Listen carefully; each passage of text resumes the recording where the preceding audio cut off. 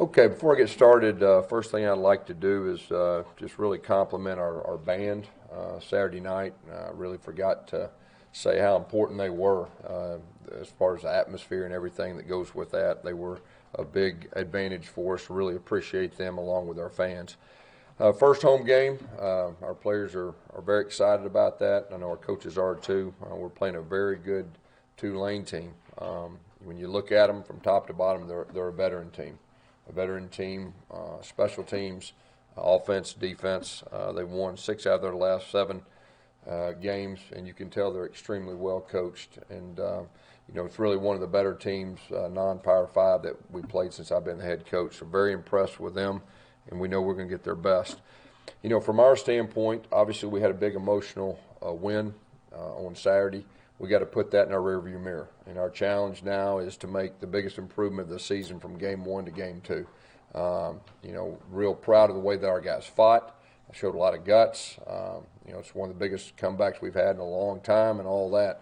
But we just really got to correct our mistakes. There was a lot of mistakes in all 3 phases. We've got to correct those things, and really that's our message. And so the penalties and everything that goes with that. Looking forward, like I said, to the being at home. Very excited about our crowd and everything that goes with that. Questions? You've been in a situation before. How hard is it to keep their kind of emotions refocused? Yeah, that's going to be our challenge. That's going to be our challenge as a team because, I think everybody saw that was a big emotional win. Everything that goes with that, you got to put that in your rearview mirror. Everybody's patting on the back and everything. You got to put that in your rearview mirror, and you got to realize that we're playing a very quality opponent. And our players turn on the film. They can tell these guys they play their guts out. They play hard, and they're talented. Gus, I would guess worst day for punt coverage you've had in a long time. Oh yeah. What do you see on tape that was causing that to happen? Well, we got to cover better. That's really the bottom line. They did a good job of holding us up. We did a poor job of covering, and that's definitely one of our biggest things that we're addressing this week. It could be personnel. It could be some personnel changes. But, we were pretty solid on that last year. And give Oregon credit, but at the same time, our expectations are to do a lot better job, especially with the veteran punter that we have. Did Aaron have to adjust his running style at all to adjust for the big scoreboard there that was hanging? No, that didn't affect us at all. Same thing with kickoff coverage. You guys were nationally ranked last year, and Yeah. Yeah, Sure did. That's really 2 of our biggest focuses really on our team is to correct those 2. That'll be a very important factor for this week, and we'll do a better job this week with that in both areas. In week 2, what kind of step forward would you like to see Bo Nix make as an overall? Yeah, it's just like the rest of them. Everybody's got to improve. That's really our message. Whether it's a player, a quarterback, a coach, we all got to improve from week 1 to week 2, and really the good teams do that. He at least has a game under his belt now. There's a lot of things that he knows he could be better than he was the first game, and so we all expect to improve. Can you talk a little bit about Tyrone Truesdale? Looked like he stepped up and had his best game. He did. He played well. There's no doubt, and it was good. He's got some experience, and now he's taking his game to the next level. Just got to continue to do that. But he made some big plays for us, and of course, like we said the other day on that 4th down and a half a yard play, he really got some great penetration and helped the linebacker, run through the alley. Yes, to that end, how did Thomas and Newkirk respond after play? Yeah. They got in there. They had, both of them were limited during fall camp, and so the plan was just to play them a selected number of plays, and that's what we did. We expect both those guys to improve, each week the more they play. You guys, you were using a tight end quite a bit more than I can remember you doing in a while. Talk about your decision to do that. Yeah, well, that's kind of what we talked about, in the off season. Just a little longer edges. A lot of times when you play, the odd front teams, little wider edges, allows your offensive lineman to go more vertical and not as sideways. So that was part of the plan. We were winning that game thinking that we'd get even front and odd front. Well, we get there and it's mostly odd front, and then they were doing a lot of moving and everything that goes with that. So that was part of the plan, just to get a wider edge and create a few more seams, especially on the cutback. And then, of course, we hit the bounce, late in the game too. So that helped. Is it going to be part of your identity going forward, or is it? Yeah, I mean that's what we want the flexibility to do whatever we've got to do with what the defense has given us. So, we'll have that in our package, the rest of the season. How much does Spencer and I help you guys in the run game, especially Yeah. in the second half? Yeah, he gives us a lot of flexibility. You saw him with his hand down. You saw him with, in H-back. He's a physical guy at the point of attack. And like we said the other night, he made a big catch in the game. I mean, that was a huge play in the game, and he tight turned and got a couple extra yards. So he had a very solid game. Were you happy with your offensive tempo, or would you like to go even faster? Yeah, there was times in the game that, we did slow it down intentionally, wanted to make sure we had everything right and all that. But at times our tempo was really good, and especially after we got some momentum, some bigger plays, and specifically the one that was uncovered.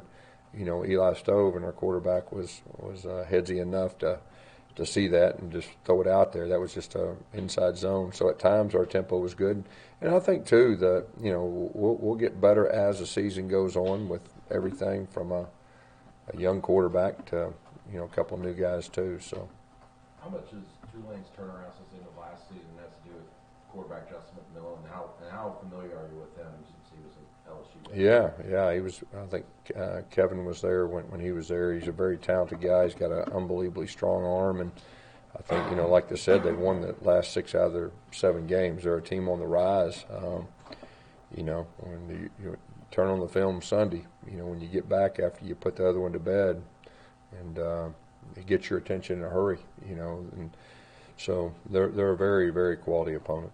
When you went back and watched the film, what do you think made the running game so much more effective in the second half than the first? Probably it was just, being a little bit more committed to running the ball, and, having a wider edge like we talked about, and just trying to go downhill at them a little bit. They had the wide edges, and, after Bo kept that one early on, they weren't going to let him do that anymore. And so they kind of widened everything out, and so it gave some opportunities inside. And so it was really more of hey, we're going to be committed to do it, and let's try to wear him down and take some pressure off our quarterback too. I wanted him to be settled down a little bit more, and I think that helped, all the above.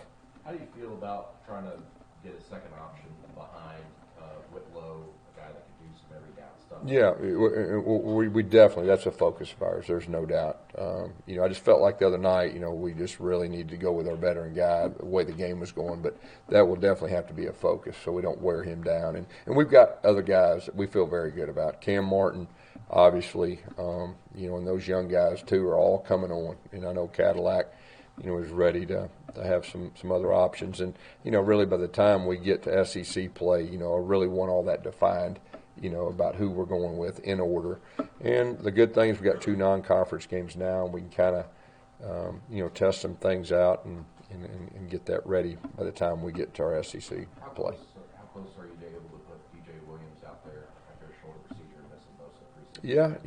Yeah, that did hurt him. There's no doubt, but he's a quality player in his own right, and we've got confidence in him also. Do you have any clarification on Will Hastings' situation? Yeah, we feel that Will's got a good chance of playing. Matter of fact, he may get a chance to practice some today. We'll see how that goes, but there's a good chance he'll play. How about TD? Same thing. Yeah, there's a good chance he'll play too.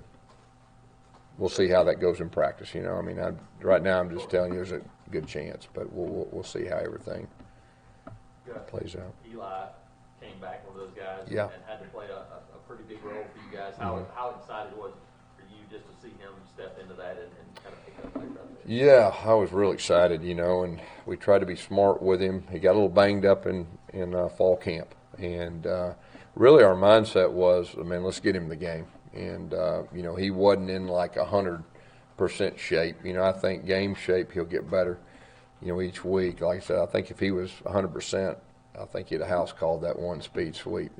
And but he's excited. When we get Flash back full time, that'll be a really good arsenal of guys that can really run, that will help open up our offense.